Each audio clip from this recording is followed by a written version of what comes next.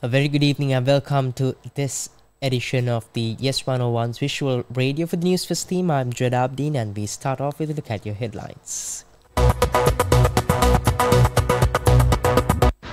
News First headline. And in headlines, proposal to delay the election is a ridiculous idea, says Mahinda Deshapriya. President Wickremesinghe calls for comprehensive plan to drive Sri Lanka's renewable energy future. Russia requires Sri Lanka Defence Ministry clearance for ex-servicemen visas. Hundreds of Georgian NGOs pledge to defy foreign influence law. Netherlands field ineligible player in women's T20 against Italy.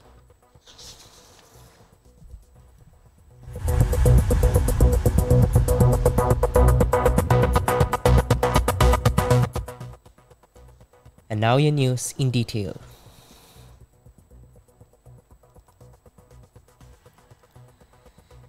In local news, the President and the Prime Minister have provided assurances that the presidential election will be conducted as planned. This guarantee was given in response to a recent statement by UNP Secretary-General Palitha Rangabandara, who suggested that the elections should be postponed for 2 years through a parliamentary resolution with the possibility of a referendum if deemed necessary. 24 hours earlier, UNP Secretary-General Palitha Rangabandara suggested that the elections should be postponed for 2 years through a parliamentary resolution with the possibility of a referendum if deemed necessary. Rangabandara's statement faced severe criticism from various political parties and organizations. Several hours after the statement, Julie Chung, the American ambassador to Sri Lanka, met with R.M.L. Ratnayaka, the chairman of the Election Commission. The Election Commission said that the meeting centered around the upcoming elections in the country and issues related to the electoral process. The chairman of the Election Commission had assured the American ambassador that the upcoming elections would adhere to the powers vested in the Commission by the Constitution.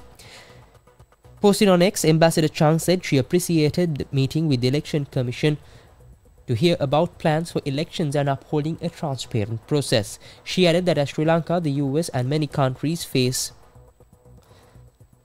elections this year, they exchanged views on the importance of voting in free and fair elections as a pillar of democratic governance.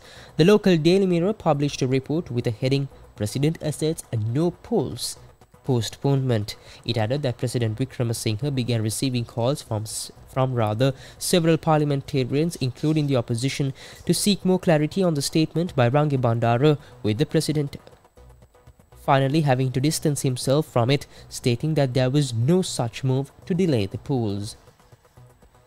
And also in more local news,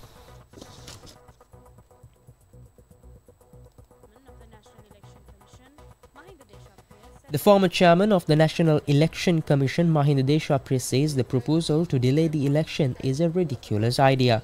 He added that in no case should the election process be bypassed and that this practice exists only in some dictatorial regimes.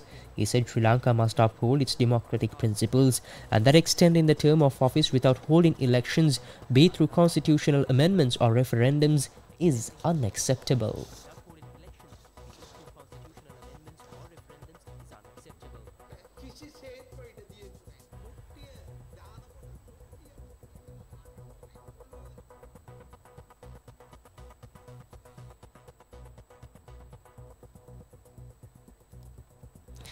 And shifting your attention also towards more local news, President Wickremesinghe, during the Advance in Energy Transition Roundtable discussion held in Colombo this morning, emphasized the need for a comprehensive plan to exploit renewable energy and explore future trends in green hydrogen in Sri Lanka. The event, held in collaboration with the World Bank, the Ministry of Power and Energy and the Ceylon Electricity Board, provided a platform for discussing the country's energy transition. He stressed that Sri Lanka is committed to creating a sustainable and competitive economy, with renewable energy playing a pivotal role.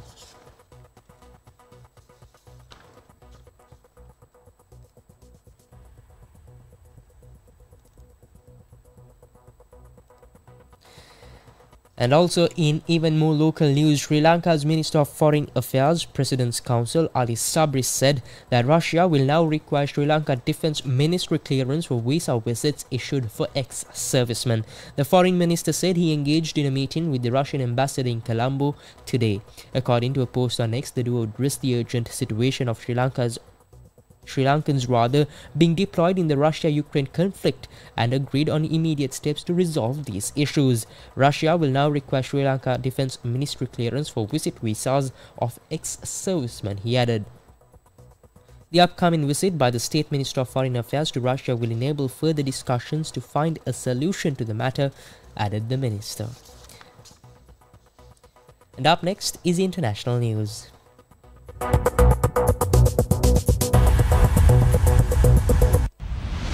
International news.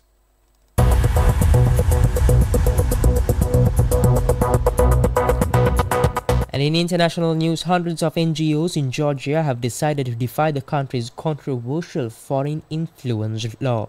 In a joint statement issued today, some 200 non-governmental organizations declared that they will not obey the legislation which has been criticized for mirroring Russian laws used to clamp down on dissent and threatening Georgia's ambitions of joining the European Union.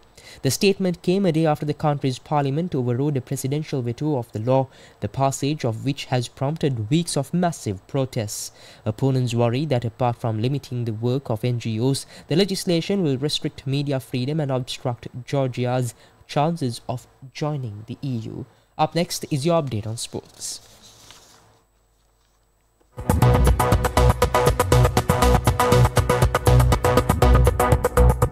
Sports news.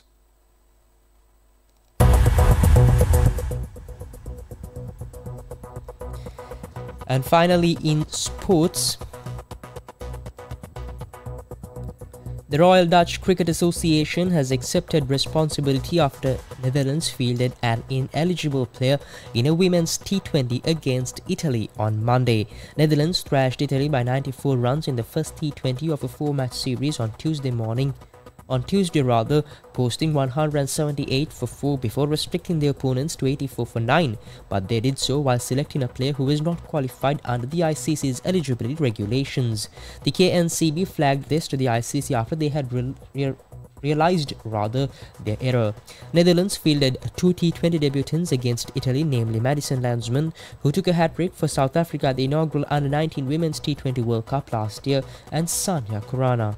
The KNCB have not confirmed the identity of the player in question.